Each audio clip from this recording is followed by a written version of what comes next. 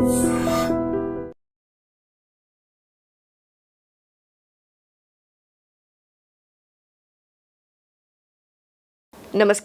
I dream ప్రేక్షకులకు స్వాగతం. మంత్రం గురించి, ఉపాసన గురించి ఇవాళ మనం పూర్తిగా తెలుసుకుందాం. ఈరోజు మనతో పాటు ఉన్నారు ఓం స్వరూప్ గారు. వారితో మాట్లాడదాం. నమస్కారం అండి. శుభం తల్లి. మంత్రం నిత్యం చదివే వాళ్ళు ఉంటారు. ఇష్ట దైవాన్ని తలుచుకుంటూ ఆ దైవానికి సంబంధించిన మంత్రం చదువుతూ ఉంటారు. ఇంకొందరైతే కష్టానికి, ఇప్పుడు ఆరోగ్యం కోసం ఒక మంత్రం, ఐశ్వర్యం కోసం ఒక మంత్రం, ఉద్యోగం కోసం ఇంకొక మంత్రం, ఇలా చదువుతూ ఉంటారు కదండి. అసలు మంత్రం అనేది ఎలా బలాన్ని అందిస్తుంది? దీని గురించి కొంచెం డీటెయిల్డ్గా చెప్తారా? అంటే ఈ మంత్రం చదవడం వల్ల ఈ కష్టం నుంచి ఎలా బయటపడతాం, దానికి ఏమైనా ఎనర్జీ ఉంటుందా అనేది తెలుసుకోవాలని ఉందండి. ఏం లేదమ్మా, దీంట్లో తెలుసుకోవడం అవసరం కూడాను. ప్రాక్టీసెస్, సాధన చేసే వాళ్ళకి అవసరం. మంత్రము, ఉపాసన, దీక్ష, నిత్య పూజ అనేటువంటివి ఏవైతే ఉన్నాయో, నిత్య పూజలో స్తోత్రాలు చెయ్యొచ్చు, పారాయణాలు చెయ్యొచ్చు, అవి ఇబ్బంది ఉండదు. ధూపం, దీపం, నైవేద్యం ఇవన్నీ నిత్య పూజలో వచ్చేస్తాయి మనకి. ఇక్కడ మంత్రము అంటే గురుముఖత రావాలి, ఏ మంత్రం చదివినా. ఎందుకంటే ఆ గురువు గారికి ఈయనకి ఏ మంత్రం సూట్ అవుతుందో ఆ గురువు గారు గ్రహించగలుగుతారు, ఆ గురువు గారికి శక్తి ఉంటుంది కాబట్టి. ఓకే, గురుముఖత తీసుకోవాలంట, తప్పదది. ఏ బీజాక్షరం ఇవ్వాలో కూడా ఆయనే నిర్ణయిస్తారు. అలాగే మీరు నాకు ఈ భగవంతుడు ఇష్టం చిన్నప్పటి నుంచి అని చెబితే కూడా దానికి సంబంధించింది కూడా గురువు గారు మీకు కృప చేయొచ్చు. మంత్ర దీక్ష తీసుకున్నాక దానికి నియమాలు, నిబంధనలు ఉంటాయి. దాని ప్రకారం చేసుకుంటే తప్పకుండా దాంట్లో లైఫ్ ఎనర్జీ ఎంటర్ అవుతుంది. ఆ మంత్ర దీక్ష వల్ల ప్రాణశక్తి పెరుగుతుంది. అప్పుడు మీకు మంచి జరుగుతుంది, దాంట్లో సందేహం లేదు. వాక్శుద్ధి కూడా పెరుగుతుంది, ఆరోగ్యం ఇస్తుంది. మీరు కొన్ని మీకు తెలియకుండానే అలా ఎదుటి వాళ్ళని చూడడంలో ఆ శక్తి మీలో ఉన్నందుకు కొన్ని విషయాలు అవగతం అవుతాయి. కొన్ని మంచి విషయాలు ఎదుటి వాళ్ళకి చెప్పి ఇలా నడవండి అయ్యా అని చెప్పడానికి కూడా వీలుంటుంది, సలహాలు ఇవ్వగలం. అంత శక్తి కలుగుతుంది. ఆ శక్తి యొక్క మరి ప్రభావము అది బయటికి అనకూడదు. గురువు ముఖత వచ్చినవి కానీ మంత్రాలు, బీజాక్షరాలు బయటికి అనకూడదు. అనేవి కొన్ని ఉంటాయి. వాళ్ళకి వినపడకుండా చదువుతారు. మానసికంగా చదువుకోవాల్సిందే, అనుకోవాల్సిందే. మననేతి మంత్ర.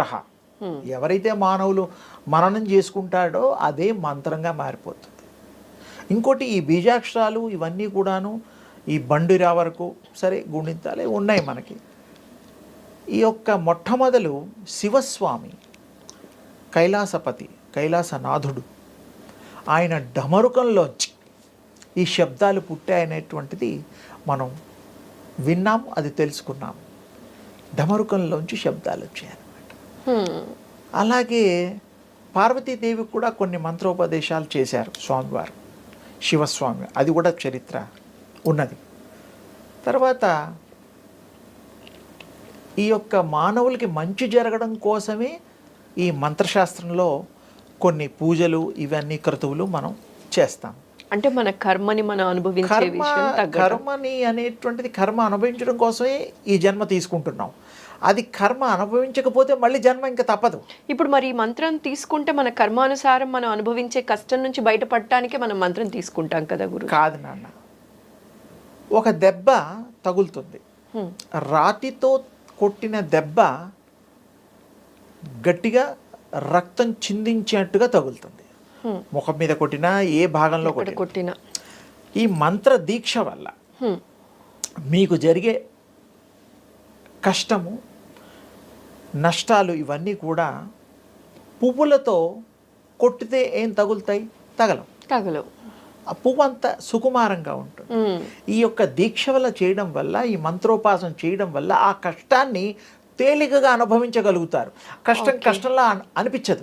కష్టం పడకపోతే పూర్వజన్మలో ఇది వదిలినే మీరు చేస్తారు, మరి ఇది చేయకపోతే మళ్ళీ జన్మ కర్మ మనం అనుభవించాల్సిందే. కానీ మంత్ర సాధన కారణంగా తేలికవుతుంది. మీకు అలా దాటవేయగలుగుతారు. ఆ మంత్రంలో ఉండే శక్తి, బీజాక్షరంలో ఉండే శక్తి అలాంటిది. ఈ విషయం చాలామంది తెలుసుకోవాలి. నిత్య గాయత్రి చేసినా, మరి వేరే బీజాక్షరాలు దేవుడు బీజాక్షరం పలకూడదని నేను చెప్పడం లేదు. అవన్నీ గురుముఖత తీసుకుంటే అది విశేషంగా మనకి మంచి ఫలితాన్ని అందిస్తుంది. ఇస్తుంది. దాంట్లో సందేహం లేనే లేదు, అనుమానం లేదు అమ్మ. అయితే ఈ మంత్రం విధి విధానాలు ఏంటి గురుజీ? అంటే మంత్రం ఇప్పుడు విధి ఏంటి అంటే విధానాలు- లైఫ్ స్టైల్ చేంజ్ వచ్చేసింది, వర్కింగ్ స్టైల్ ఇప్పుడు కూడా బయట మీరు వెళ్ళటం, ఇంత రావటం. మార్పు చేసినా, ఇంత నవీన సామ్రాజ్యంలో ఉన్న ఈ యొక్క ప్రపంచంలో ఒక 5 నిమిషాలు 10 నిమిషాలు ఇంట్లోంచి బయలుదేరే ముందర ఇవన్నీ పూజా పునస్కారాలు చేసుకోండి, ధ్యానం చేసుకోండి. ఏ మాత్రం వీలైనా బ్రాహ్మీ ముహూర్తంలో లేచారనుకోండి, బ్రహ్మముహూర్తం అది.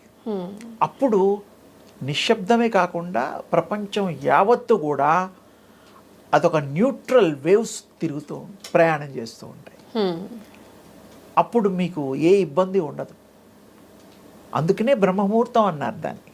బ్రహ్మోపాసనకి సరి అయిన టైం అది. అందుకనే అందరూ కూడాను మనలా అంటే ఈ మానవులు, ఋషులు 24 గంటలు ఆ పని చేసేవాడికి ఏ ముహూర్తం అక్కర్లేదు. ఎందుకంటే ముహూర్తం ఎందుకు వాడికి? సతత ఎప్పుడు బ్రహ్మస్వరూపాన్ని ధ్యానం చేస్తున్నాడు. ఇంటర్వెల్స్ ఉండవు, గ్యాప్లు ఉండవు. ధ్యానంలోనే ఉంటుంది. సర్వకాల సర్వావస్థల యందు కూడాను ఆ బ్రహ్మలోనే ఉంటూ ఉంటాడు వాడు. అది వేరు. ఆ మనుషులు ఆ ఎంచుకునే విధానం వేరు. ఈ మానవ శరీరంలో ఇప్పుడు కూడా మనం వాళ్ళ అంత కాకపోయినా కొంత ఈ ఎనర్జీ సరిపోయేంత, మన బ్రతుకుని బాగుపరుచుకునేంత చేసే ప్రతి పనిలో ఫలితం వచ్చేటట్టుగా మనం ఈ జీవన విధానాన్ని మంచి మార్చుకొని, మంచి అలవాట్లతో, మంచి సంసారంతో, మంచి భార్య పిల్లలతో, మంచి గృహంతో, బంధువులతో సఖ్యతగా ఉంటూ మనం ఈ జీవితాన్ని తెలుసుకోవచ్చు, చేసుకోవచ్చు. సేమ్ టైం ఇంకొంచెం బాగా చేయగలిగిన వాళ్ళకి ఫ్యూచర్ కూడా వాళ్ళకి అర్థమవుతుంది. ఇప్పుడు ఉద్యోగస్తులు రిటైర్మెంట్కి 58-60 ఉంది. మరి గవర్నమెంట్ ఫిక్స్ చేసింది, మీరు చేరడానికి 25-24లో ఎంటర్ అవుతారు. మిగతావన్నీ మరి ట్రావెలింగ్లోను లేకపోతే 3 ఏళ్ళకి ట్రాన్స్ఫర్స్ ఉంటాయి. ఫైనల్గా రిటైర్మెంట్ ఈజ్ దేర్. ఆ తర్వాత ఆ డబ్బులతో వీళ్ళు ఆ మిగతా శేష జీవితాన్ని విశేషంగా గడపడం కోసం వాళ్ళు దాచుకుంటారు. ఆరోగ్యరీత్యా బీమాలు, ఇన్సూరెన్సు ఏవో ఉంటాయి.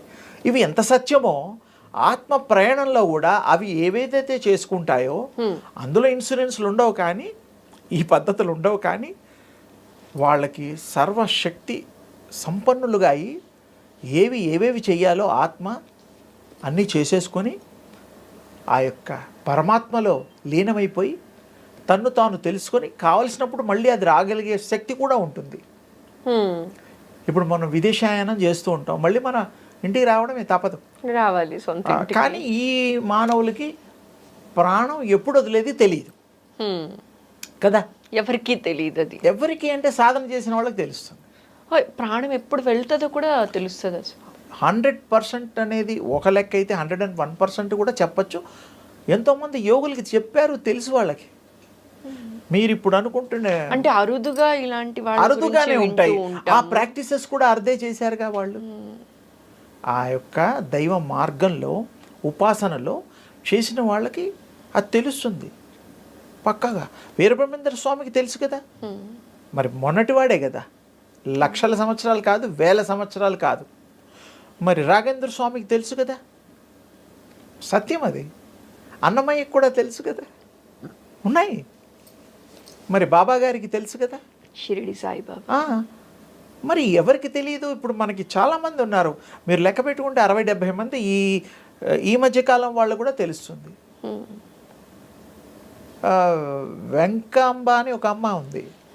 తర్వాత సంవత్సరానికి ఒకసారి పెద్ద బాలయోగి, చిన్న బాలయోగి అని, మరి వాళ్ళందరికీ తెలుసు కదా. అన్న ఆహారాలు ఏమీ లేకుండా మానేసి భూగృహంలో కలెక్టర్ గారు తాళాలు వేసేసి సీల్ వేసేవారమ్మా. శివరాత్రి రోజు సీల్ తీసేసి ఆయన గారిని బయటికి తీసుకొచ్చేవారు. ఎంత గొప్ప విషయం. మరి 1 year తినకుండా ఉన్నాడు, ఆ తర్వాత కూడా 30-40 ఏళ్ళు తినకుండా ఉన్నారు కదా. అంటే తిండి కాదు వాళ్ళకి, పంచభూతాల్ని బంధించేటువంటిది ఆ ఉపాసనలో శక్తి వస్తుంది. మళ్ళీ మామూలుగా ఆ తేజస్సు కూడా ఉంటుంది, పోదు. ఇప్పుడు మీరు ఉపాసన గురించి మాట్లాడారు కాబట్టి ఇంకొక సందేహం అడుగు నాన్న. ఇప్పుడు మనకి ఏంటి అంటే ఉపాసన చేస్తూ ఉంటాం, ఒక్క వాళ్ళ ఇష్ట దైవాన్ని ఎవరైనా ఇట్లా సరే. కానీ నిత్య ఉపాసన ఎక్కువగా చేయటం వల్ల ఈ ఉపాసన చేసే విధి విధానాలు ఏంటి, ఈ ఉపాసన చేయటం వల్ల వీళ్ళలో ఎలాంటి మార్పు అనేది మనం చూడొచ్చండి? వీరు ఏదో నిర్ణయం తీసుకొని ఒక మంత్రం, ఉమ్, ఒక సాధన తీసుకున్నప్పుడు ఏకాగ్రత చాలా అవసరం. అది లేకపోతే మంత్రం ఫలించదు. సో మంత్రం వేరు, ఉపాసన వేరు. మంత్రం ఏమో తీసుకోవడం, ఉపాసన అంటే ఆ మంత్రంతో చేసేటువంటిది. ఉపాసన అనే దానికి ఇంకో అర్థం కూడా ఉంది. ఆసన, దగ్గరగా అని అర్థం. అంటే దగ్గరగా, ఆసన కూర్చోవడం అవుతుంది. ఉపాసన భగవంతుడి యొక్క కృపను పొందడానికి కూడా ఒక చేష్ట అవుతుంది. అంతే ఉపాసన అంటాం, ఉపాసించడం అంటాం. నేను అమ్మవారు ఉపాసకుడినండి అంటారు. అమ్మవారిని ధ్యానం చేస్తూ ఉంటాడు. 24 గంటలు మానసికంగా చెయ్యొచ్చు, తప్పులేదు. ఎవరైనా చెయ్యొచ్చు. స్త్రీ పురుష వయోవృద్ధ భేదం లేదు దాంట్లో. సకల జీవులు చేస్తున్నాయి కదమ్మా. ఇప్పుడు చరాచరమైన అన్నీ చేస్తున్నాయి. మీకు తేలికైపోతుంది. మీకు ఒక పని చేయడంలో ఈ ఏకాగ్రత, ఈ మంత్రం చేయడం వల్ల శక్తి వస్తుంది. ఆ పని సక్సెస్ అవుతుంది. ఉద్యోగానికి ఇంటర్వ్యూకి వెళ్తారు, మీ మంత్రసిద్ధితో ఆ ఉద్యోగం మీకు లభిస్తుంది. వాడికి మీరు నచ్చుతారు. మీలాగా 10 మంది వెళ్ళినా మీరే నచ్చుతారు, ఎందుకంటే మీరు ఉపాసన చేస్తున్నారు కాబట్టి. ఉపాసన, ధ్యానము, భగవద్ ఆరాధన చేసిన వాళ్ళ ముఖ వర్చస్సు, వాక్ శుద్ధి వేరే ఉంటుంది. ఎదుటి వాళ్ళు ఏమడిగినా జవాబు చెప్పగలుగుతారు.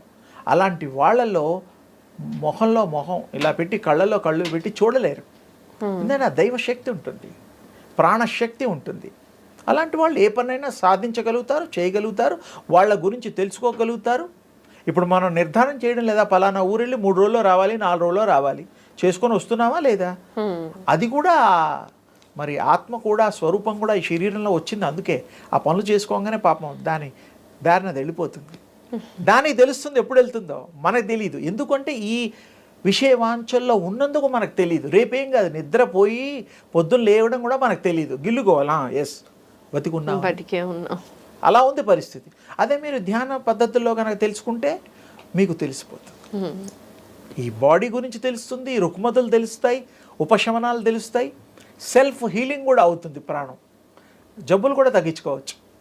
అలాగే వాటర్ థెరపీ కూడా ఉంది. తీర్థం, ఒక రాగి చెంబు తీసుకొని నీరుని చక్కగా మడి నీరు పెట్టుకొని, చెయ్యి మూత లాగా పెట్టుకొని, మీకు ఇష్ట నామాన్ని, ఇష్ట దైవాన్ని ప్రార్థన చేస్తే ఈ బాడీలో యూనివర్స్లోంచి వచ్చే తరంగాలు ఈ బాడీ స్వీకరించి ఈ చేయి ద్వారా ఆ నీళ్ళల్లో అవి ప్రవహించి, ప్రసరించి, శక్తివంతంగా తయారయ్యి ఆ నీరు మంత్రతీర్థంగా మారి మీ జబ్బులన్నీ తగ్గుతాయి, మంచి ఆలోచనలు వస్తుంది, ఆరోగ్యం వస్తుంది. సంకల్పం చేసి వేరే వాళ్ళకి ఇస్తే వాళ్ళ జబ్బులు కూడా తగ్గుతాయి. ఇది పూజా విధానంలో తరచు మనం ప్రతిరోజు సంకల్పం చేసుకునేటప్పుడు పంచపాత్రలో నీటికి కూడా అట్లా చెయ్యొచ్చు. చేస్తూ దాన్ని ప్రాణశక్తిగా చెయ్యొచ్చు, మీలో ఉంది. అందుకోసం కొంతమంది దేవుళ్ళు పోస్టర్స్ గమ్మత్తుగా మీరు చూడండి ఇలా ఉంటాయి. ఇలా అంటే యూనివర్స్లోంచి తీసుకోవడం, ఇలా వస్తుంది స్వీకరించడం. ఇలా అంటే ఇవ్వడం, ఇంటేక్, ఇదేమో ఇవ్వడం. ఇది మనం దేవతల ఫోటోలు చూడండి ఎక్కడన్నా గుళ్ళల్లో, ఆల్మోస్ట్ ప్రతి దేవతామూర్తిది మోస్ట్లీ ఇట్లనే. అంటే ఏమిటి, వాళ్ళకు కూడా ఈధర్లోంచి పవర్ తీసుకోవడమే. స్వతహాగా శక్తి ఉన్నా కంటిన్యూస్గా తీసుకుంటూ ఉంటారు. రాముడు, కృష్ణుడు, దేవుళ్ళని అందరూ కూడాను, వాళ్ళు శివుడు కూడా మానసరోవర్ మరి కైలాష్లో కూర్చుని తపస్సు చేసినట్టుగా మరి చరిత్ర చెప్తోంది. వాళ్ళకు కూడా ఎందుకంటే వాళ్ళే దేవుళ్ళు కదా అంటే, దేవుళ్ళు కూడా ఆ దివ్య ఆదిపరాశక్తిని ఉపాసిస్తారు. ఆ శక్తిని మీరు పొందుతారు, శక్తితో ఇతరులకు కూడా ఇస్తారు. ఆ గుణాలు, దేవుణ్ణి ఏ దేవుళ్ళని మీరు పూజిస్తే ఆ గుణాలు మీకు వస్తాయి. ఇది ఇంకో పాయింట్. రాముడిని పూజ చేస్తే ఆయన నెమ్మదిదనం, ఆయన ఆలోచనలు, ఆయన విధానం మీకు వస్తుంది. కృష్ణుని పూజ చేస్తే కృష్ణుడికి సంబంధించిన గుణగణాలు మీకు వస్తాయి. ఏ దేవుణ్ణి పూజ చేస్తే ఆ గుణగణాలు మీకు వచ్చి తీరాలి, అందులో సందేహం లేదు. మీరు ఉపాసన చేసేది అందుకు కదా. ఇప్పుడు లక్ష్మీ నరసింహస్వామిని ఉపాసన మీరు ఉగ్ర రూపం వస్తుంది, మీకు ఉగ్ర రూపం వస్తుందంటారా? వాళ్ళ టైం పడుతుంది. మీరు ఎంటర్ అయిన తర్వాత చేసిన తర్వాత అలా గాండ్రించకపోవచ్చు. ఎందుకంటే లక్ష్మీ నృసింహస్వామిని ఇష్టపడే భక్తులు బోల్డంత మంది ఉన్నారు, ఉపాసన చేసేవాళ్ళు బోల్డంత మంది ఉన్నారు. ఏ దేవుణ్ణి ఆరాధిస్తే ఆ గుణాలు వచ్చి తీరుతాయనేది సత్యము, తప్పదది. ప్రహ్లాదుడు కోరాడు, వచ్చారు, సంహారం వాళ్ళ నాన్నగారిని హిరణ్యకశిపుణ్ణి చేయడం, ఆ స్తంభం నుంచి రావడం అంతా. మరి దేవుడు పిలిస్తే కూడా పలికాడు కదా, అదొక సాక్ష్యం ఉంది కదా. ఇప్పుడు లక్ష్మీ నృసింహస్వామిని ఆరాధించి లైక్ ఉన్నత స్థితికి వెళ్ళిన వాళ్ళు అన్ని రకాలుగా వాళ్ళ బంగారు బాట చేసుకున్న వాళ్ళు బోల్డంత మంది భక్తులు ఉంటారు. కానీ అందులో అతి తక్కువ మందికి ఆ స్వరూపాన్ని నేను చూశాను, కానీ అంతలా చూడలేదు. బట్ నేను ఆ క్వాలిటీస్ ఉంటాయంటారా? నేను మీకు చెప్పడం అనుభవంతో చెప్తున్నా. నేను ఉపాసనలో లక్ష్మీనరసింహస్వామిది 1966-67లో చేశాను. ఆ స్వామిని పూర్తిగా అర్థం చేసుకొని స్వామి కృప పొందడానికి నాకు కలిగింది, వారి యొక్క కృప కలిగింది. అలాగే కృష్ణస్వామిది చేశా, అమ్మవారిది చేశా. ఇక్కడ చెప్పుకోవడానికి భగవత్ స్వరూపులు కొన్ని ఉన్నాయి. నేను చేశా, వారు కరుణించి నాకు కృప చేశారు. అర్థమైపోయింది. అంటే అనుసంధానం మీ ఆత్మకి భగవంతుడికి సంబంధం ఏర్పడుతుంది. తదేకంగా చెయ్యాలి. అదే కానీ కొద్ది రోజులు చేసి ఆపేస్తాము అంటే కుదరదు. కానీ మీరు ఒకసారి అది పొందిన తర్వాత మీరు మధ్యలో గ్యాప్ తీసుకున్నా ఏం కాదు. అంటే ఇప్పుడు పారమార్థికంలో కాకుండా ఈ నిత్య జీవితంలో విషయానికి పోల్చడానికి డ్రైవింగ్ ఉంటుంది, స్విమ్మింగ్ ఉంటుంది. డ్రైవింగ్ నేర్చుకున్నప్పుడు వరుసగా నేర్చుకుంటారు, 10 రోజులు, 20 రోజులు, నెల రోజులు. స్విమ్మింగ్ కూడా అంతే ఆల్మోస్ట్ ఆల్. తర్వాత రోజు నేర్చుకుంటారా, వెళ్ళి అవసరమైనప్పుడు డ్రైవ్ చేస్తారు. స్విమ్మింగ్ కూడా జస్ట్ లైక్ అంతే. భగవంతుడికి ఒక్కసారి లింక్ అయిన తర్వాత, కాంటాక్ట్ అయిన తర్వాత ఎప్పుడు మీరు భగవంతుని తండ్రి రావయ్యా అంటే వచ్చేస్తాడు. సిరికిని చెప్పడు, భార్యకి కూడా చెప్పకుండా వచ్చేస్తాడు. ఎందుకు వస్తాడంటే అంత ఆతృతతో పిలిచాడు కాబట్టి. ఇది చిన్న అదే మీకు అర్థం కావడం కోసం ఉపమానమే, కానీ అది ఇది సంబంధం లా. అందుకని ఏ దేవుడైనా ఎవరు పిలిచినా వస్తారు. పైగా మీరే దేవుళ్ళని ఇందాకే చెప్పా, అహం బ్రహ్మాస్మి అని ఊరికే అనలేదు. మీలో ఉండే దైవత్వాన్ని తెలుసుకోండి, మీరు దివ్య స్వరూపులు కండి, ఆ దివ్య శక్తిని పొందండి. అంతకంటే ఇంకా గొప్ప అదృష్టం ఏముంది? ఇందులో రూపాయి ఖర్చు లేదు, రోజు చేసుకోవచ్చు. రాత్రిపూట చేసుకునే దాంట్లో ఒక సౌఖ్యం ఉంది. కాన్స్టెంట్ రిమెంబరెన్స్ అంటాం మేము. నిద్రపోతూ స్మరణ చేస్తూ పడుకోండి. మీకు తెలియకుండా శరీరం రెస్ట్లో ఉన్న ఆత్మ మాత్రం అది నామం చేస్తూనే ఉంటుంది. మీరు వద్దన్నా కూడా ఈ షట్చక్రాలు నామం చేస్తూనే ఉంటాయి. కొన్ని వేల సార్లు చేస్తాయి రోజు, సహస్రారం వరకు. చాలామందికి అది గమనించారు. అది విడిగా ఉపాసనలని చక్రం, మరి ఆ చక్రం ఈ చక్రం అని విడివిడిగా కూడా చేస్తూ ఉన్నారు. చక్ర సాధన తప్పు లేదు, మీరు వద్దన్నా అవి చేస్తూనే ఉంటాయి. ఇంకా మీరు దాన్ని more force you are getting అంతే, తప్పులేదు. అయితే చాలా వివరంగా తెలియచేశారండి మాకు. ఇదివరకు మంత్ర సాధన, ఉపాసన, ఇట్లాంటి ఇష్టదైవాన్ని ఎలా ఆరాధించాలి, ఇలాంటివన్నీ చాలా కన్ఫ్యూజన్స్ ఉన్నాయి. ఈ కన్ఫ్యూజన్స్ అన్నీ కూడా క్లియర్ అయ్యాయండి. నమస్కారం అమ్మ. శుభం. మీతో పాటు దివ్య శక్తి పొందగోరేవారు, పొందినవారు ఆ యొక్క దివ్య అనుభవాన్ని ప్రతి నిమిషము ఎల్లవేళలా వాళ్ళకి అనుగ్రహించాలని ఆ దివ్య ఆదిపరాశక్తి అమ్మవారిని మీ అందరి తరఫున నేను ప్రార్థిస్తున్నాను. శుభం తల్లి.